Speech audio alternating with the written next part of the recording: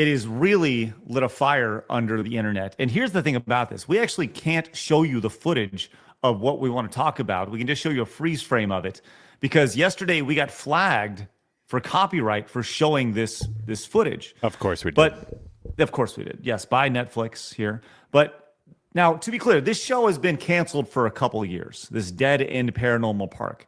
But what happens in this scene is this boy, I would imagine, I don't know, it looks like a boy to me.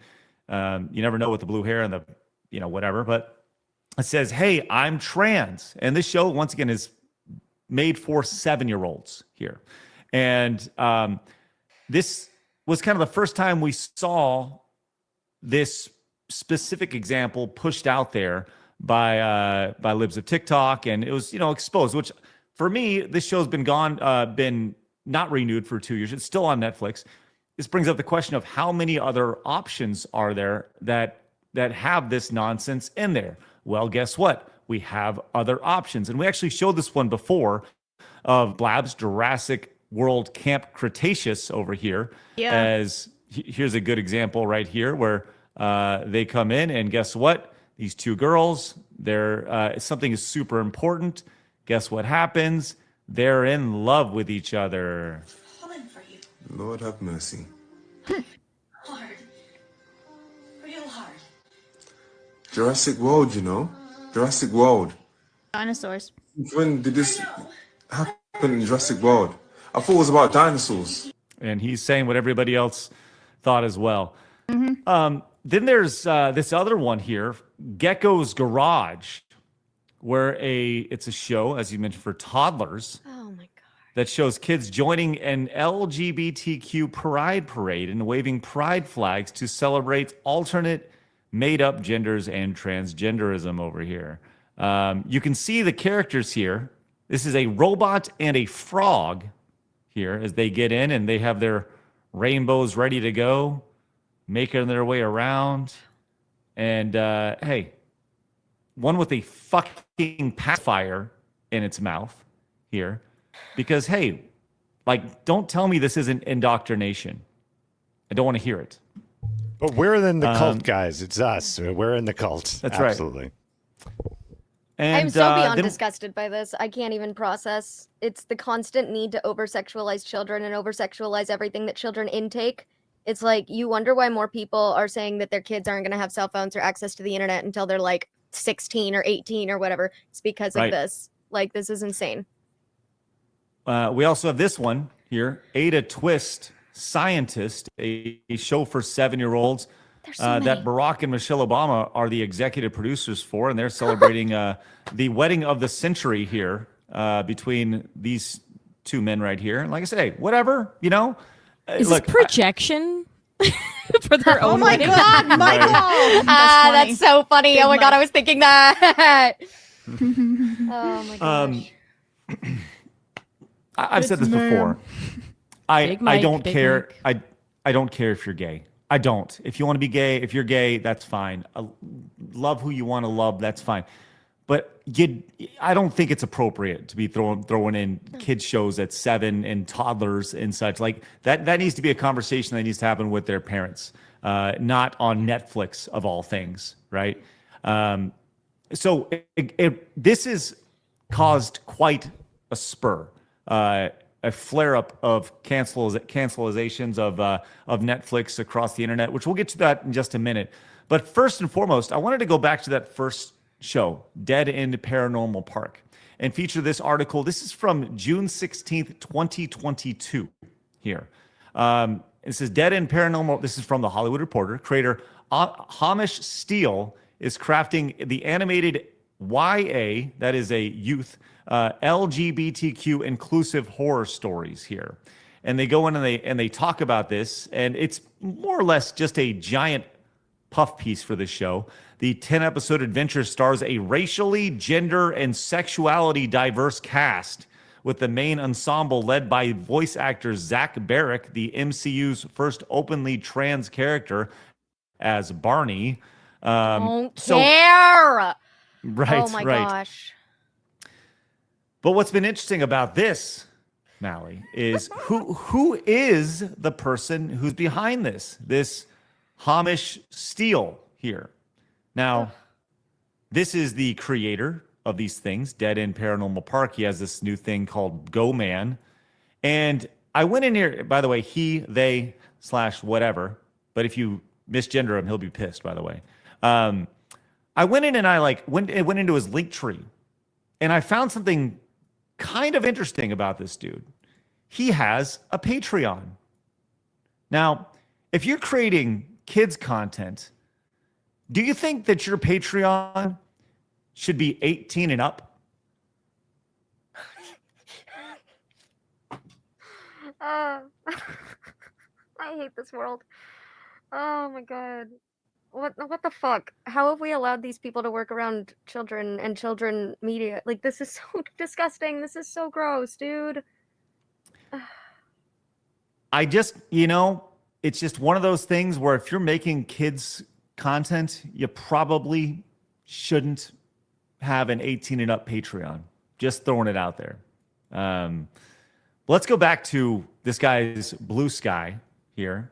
And by this guy, he, him, they, whatever. You can see that he has been noticed by the internet here.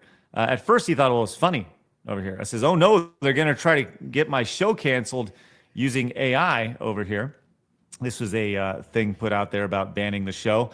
And he was kind of laughing about it. And if you follow the progress here, it says, I've mostly been, this is just an hour later, I've mostly been very okay and found it all quite funny while really appreciating everyone who's reached out. But the extremely nasty, weird, homophobic, and anti-Semitic emails have started rolling in and it's getting a little scary. So I apologize if I take longer to respond to stuff. So, hey, it's really funny here. An hour later, not so funny.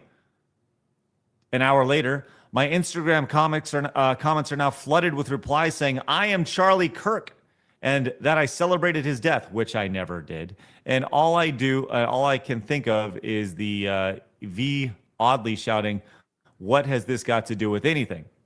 So you can see the roller coaster of emotions here. The fuck around and find out phase is happening. And then just 7 hours says, I will say today is much, much worse than I was when I was going to be basically on the down low for the foreseeable. My apologies. So he has since gone into hiding here. This guy here. What a coward. So, what a fucking coward. If you're going to be bold enough, I am so sick of this shit. I'm sorry. If you're going to be bold enough to go and put some stupid shit out there like this, if you're going to be bold enough to simultaneously have an 18 and up Patreon and also make kids shows, go ahead, take the heat. You've asked for it. You turned on the oven. You walked into the kitchen. Fucking handle the heat. The fact that these people go out there and then they play, oh, woe is me, after they get called out for making inappropriate shit, for being a shitbag human being, they're shocked. And you shouldn't be. You deserve the hate that comes to you when you're going to be a creep. And I honestly, I don't feel one bit of remorse for any of the comments or emails that this individual is getting, because you welcomed it with your choices, your behavior, your actions have consequences. Welcome to the real fucking world. My God. Well, at least you used his proper pronouns, and that's the most important thing, Mally, in your rant. So thank you for that. Sick fucking twisted bastard? That's your new pronoun.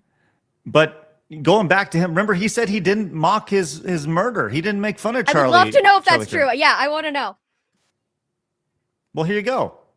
This is exactly what he said. Why the fuck are you even commenting on this, dickhead? You sympathy for any of the families being slaughtered by your weapons, but a random Nazi gets shot, and it's a public statement. You're a fucking evil shit. Yes, right there. We love to use the word Nazi. We love trigger words.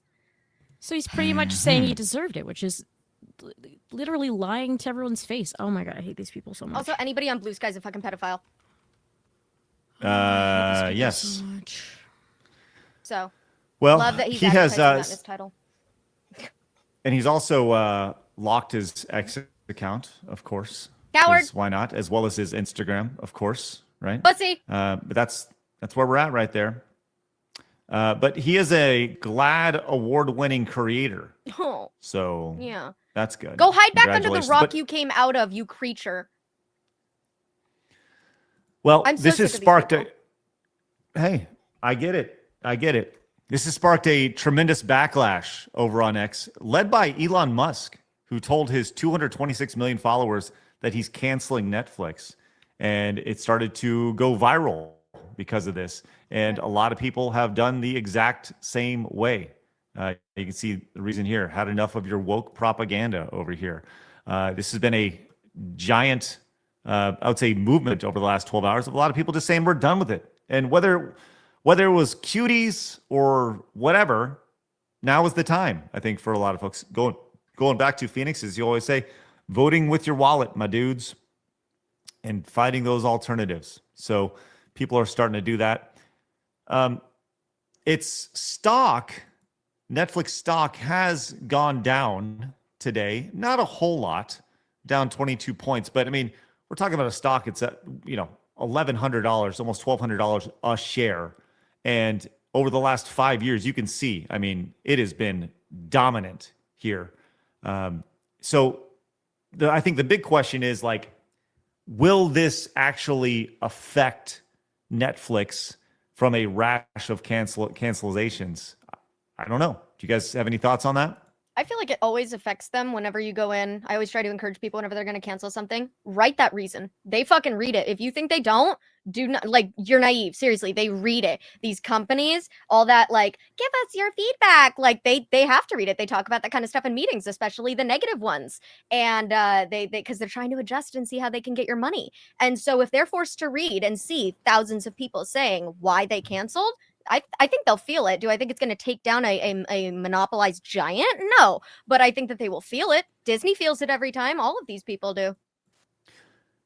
Well, it's funny you mentioned the monopoly associated with this, because one of the things that has been talked about is the world's second richest man, Elon Musk, potentially funding a competitor to Netflix in an attempt to compete with them. And some people were talking about it being Xflix, which has a yeah, it is. All right. Yeah. Please don't Blabs. go with that name. It's cringe. Don't do it. Oh my god. I didn't Blabs like it going- when he changed it to X in the first place. Yeah, same here. X.com. What? No, I would No, have this just done is it just- Flicks and have like the X in red or something like that. That's Yeah, what I would do. right. But do you think? I mean, it obviously depends on the content that goes on any sort of platform right there, the licensing associated with that. I mean, this is a multi-billion-dollar operation that if he was to create an alternative, I do think that we've talked about this quite at length. This idea that you have to create alternatives. And look, we're doing our own little part over here with Plus and Rumble Premium. I saw someone in the chat said that hey, instead of Netflix, subscribe to Side Strollers Plus. Hell fucking yeah, of course. That's exactly and I promise we need the money way more than Netflix does, of all things. But the idea of Elon Musk creating a competitor, like we talked about this quite at length. This is good. Any competition. Mally, you said Netflix is a monopoly at this point. Even Disney Plus can't touch it. Hulu can't touch it. Amazon Prime, not even close to what Netflix is doing right now. If Elon Musk was to launch a competitor, do you think that it would be a viable competitor? And how long would it take to actually catch up to have some sort of market share from Netflix? Gosh, there's a divide that comes whenever he buys anything, but I don't know that it would take a long time for it to gain traction, because there's an initial divide, and then the people that chose to be on his side blow it up. And so I don't know. I could see it going really well. I'm trying to see. What about you, Kay? I'm sorry. I feel like we're going to run into a huge licensing problem here. This is the problem we have with all these different streaming services. It's like one license goes this, and then everyone's like buying 3 different subscriptions. What licenses is he going to get? What's his incentive to bring shows over specifically to his platform over others? That's kind of my initial thought, is that it takes time to actually make a name for yourself and become the main service. Hey, Is Kay, that my ride? I have bad news for you. They're coming for you. Nice. For your wrong speak in Canada. I mean, that happens like every day, so. Oh, okay. That's great. Well, we'll see if he's serious about that. I'm sure that, Elon Musk has a lot of coals in the fire, if you will. And I wouldn't put it past him. You know, I'm curious how he's going to be able to do it though logistically, because in order to make content, you've got to have content creators, and if every studio, has got that woke infiltration in it, I'm dying to see who he has in mind. I'm sure he's not going into this blind, so that'll be interesting to see how he does that. It does depend too, because you think about like Daily Wire tried this, but their programming is so bad. Like it's so cringe. The comedy is not funny in that cartoon or whatever they did. So I don't know. The closest people doing it are like, I guess, Angel Studios or A23 or whatever. The people that did like all of those Christian films recently. Maybe he can get them. They're somehow. branching out. Well, Daily Wire made the cardinal sin of, when you're trying to change culture, you like what they did was just like woke. And it's like, no. What people want right now is political neutral. They want to just be entertained again. You've got to give them that first, instead of just swinging all the way to the other side. You're leaving out so much of that market, and they made that big mistake. So, well, part of it too is that like the right doesn't really champion culture. Like there are a lot of people on the right wing that do love culture, pop culture, but then a lot of us end up in this battle with people that are like, oh, well, you can't do this because you're gooning to women, and you can't, and this is satanic, and this, and then we just end up in this losing battle again. So they don't take ownership of the culture. Because they don't actually invest in proper entertainment. God, they Mary, eventually get too offended by stuff, and so it's like an issue on both sides. But yeah, like that's the thing. The reason why the left is winning in this regard with the culture is because ultimately they're more open and more artistic and stuff like that, whereas the right refuses to do that. So there are people like on our side who are willing to do that, but like they need more support essentially. Yeah. I actually really agree with that. I've thought that for years, and I've said it, and people always get mad whenever I say it because I say it very plainly. But like, liberals have heart and conservatives have brain, right? So we're over here leading with our minds, and you got liberals over here who are artistic geniuses, but they're indoctrinated as shit. And so you can't work with only one. You need both. You need that cohesiveness and that middle ground. And I love that. Like you were saying earlier, Craig, like you need a little bit of both in order for or Phoenix, you were saying this. We need neutral. We need it to be, we can laugh at ourselves. We know how to do that. We want to do that. We think it's funny. It's not funny if it's only appealing to one kind of person. You can be neutral and still add your values, right? Like, so you can still have an American flag in the background, and you can still have a stay-at-home mom who actually loves her children, and you can do all those things, but it's not the focal point. You're not screaming it out. It's just happens to be, Yeah. It's amazing because everything we're talking about right now, we had this exact same conversation this past week in Florida between myself and Blabs and Dez.